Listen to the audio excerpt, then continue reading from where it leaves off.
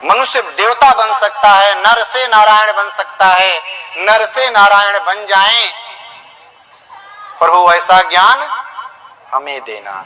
नर से नारायण बनने की क्षमता परमात्मा ने हम सभी को प्रदान किया है। ये जीवन की यात्रा बी से डी तक जाती है। बी का मतलब होता है बर्थ और डी का मतलब डेथ। बीच में एक छूट गया, क्या है वह? सी। सी का अर्थ होता है चॉइस।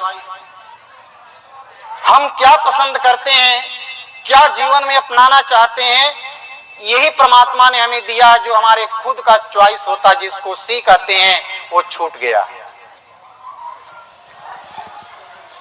चॉइस करने का, चयन करने की प्रक्रिया परमात्मा ने हमें दिया है कि हम क्या चयन करना चाहते हैं। इस संसार में बहुत कुछ है, बहुत कुछ है, सब कुछ बह रहा है। अन्याय, अत्याचार, धर्म, सुकर्म, कुकर्म, दुष्कर्म और क्या, शराब, अमृत, सब कुछ है इस संसार में। अब हमारे ऊपर निर्भर करता है कि हम किस चीज का चयन कर रहे हैं, किस चीज का चॉइस कर रहे हैं, हमारे जीवन में कौन सा चीज ऐसा पसंद आ रहा है। उसी पसंद के कारण हम अपने जीवन का निर्धारण करते हैं। अगर अच्छी चीजों का हमारे जीवन में पसंद आया तो हमारा जीवन अच्छा बनेगा और हम लोग देवत्व की ओर बढ़ते हुए चले जाएंगे। मनुष्य को श्रेष्ठता का चयन करना चाहिए, जीवन में श्रेष्ठता का वर्ण करना चाहिए, श्रेष्ठ गुणों को धारण करना चाहिए। श्रेष्ठ गुण जब धारण मनुष्य करता है तो इसका श्रेष्ठता उभरता है और यह मनुष्य देवत्व की ओर बढ़ जाता है, देवत्व की ओर बढ़ने लगता है और यही मनुष्य में देवत्व का उदय और धरती पर स्वर्गीय वातावरण हो जाता है। देवता किसे कहते हैं? एक भगवान शिव और भगवान विष्णु जंगल में गए और तुकाराम जी थे, उनके झोपड़ी में गए, बाहर बारिश करने लगे। सबसे पहले भगवान शिव गए, माया से बारिश करने लगे। बाहर गए कि कहे भाई मैं बारिश में भीग रहा हूं, क्या मैं झोपड़ी में आ सकता हूं? तो उन्होंने कहा, संत ने कहा कि आ सकते हैं। एक आदमी लेट सकता है, दो आदमी बैठ सकता है। अगर आपको बैठने में कोई दिक्कत ना हो तो आप आ सकते हैं। बैठ गए लोग, दो आदमी। तब तक थोड़ी देर के बाद भगवान विष्णु भी पहुंचे, मायावी थे, वेश बनाए हुए थे। उन्होंने कहा कि भाई झोपड़ी में कोई है, मैं बाहर भीग रहा हूं, क्या मैं अंदर आ सकता हूं?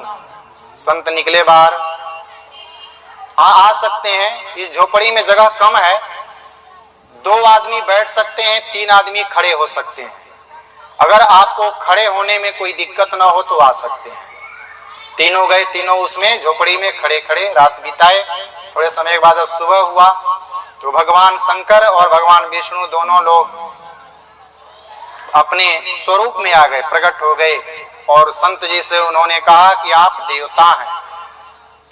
संत ने कहा कि मैं देवता कैसे हूं, मेरी तो झोपड़ी छोटी है, मेरे पास कुछ ऐसा नहीं, मेरे पास मुकुट नहीं है। भगवान कहते हैं कि देवता वही होता है जिसके दिल में लोगों के लिए जगह होता है, जिसके अंदर देने की प्रवृत्ति होती है, जो देना सीख जाता है, जिसके दिल में स्थान होता है, वही देवता होता है। आज बड़े बड़े सब कुछ हो रहे हैं, मकान भी बड़ा, गाड़ी भी बड़ा, सब कुछ बड़ा, लेकिन आदमी का दिल आज छोटा होता हुआ चला जा रहा है, संकुचित होता हुआ चला जा रहा है, आत्मीयता का कमी होता हुआ चला जा रहा है। भौतिक विकास मनुष्य ने तो किया है, लेकिन आदमी की आदमी से दूरियां होता हुआ चला जा रहा है। परिवार की परिभाषाएं बिगड़ती हुई चली जा रही हैं। पहले परिवार बहुत विस्तृत हुआ करता था, लेकिन आज परिवार की परिभाषा सिमट गई। परिवार का मतलब लोग समझते हैं, परिवार को परिभाषित किया है तो कैसे करेंगे? आज के परिभाषा में तो यही है कि पति पत्नी का मतलब परिवार होता है।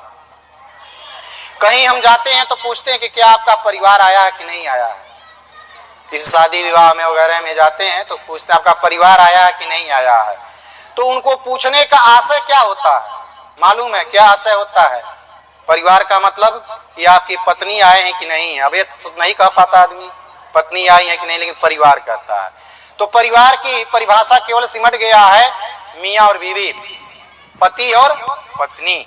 लेकिन परिवार कितना विस्तृत हुआ करता था, जिसमें दादा दादी, माता पिता, भैया भाभी, चाचा चाची, बुआ दीदी, देवरानी जेठानी, ननद भौजाई, इन सबको सम्मिलित करके अगर जोड़ा जाए तब परिवार का अर्थ बनता है, परिवार होता है। लेकिन आज परिवार की परिभाषाएं सिमटती हुई चली जा रही हैं, क्योंकि हमने देना छोड़ दिया।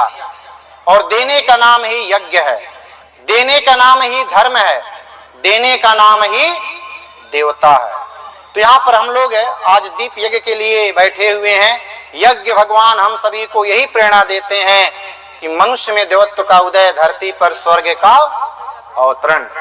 मनुष्य देवता बने बने यह धरती स्वर्ग समान, यही संकल्प है हमारा।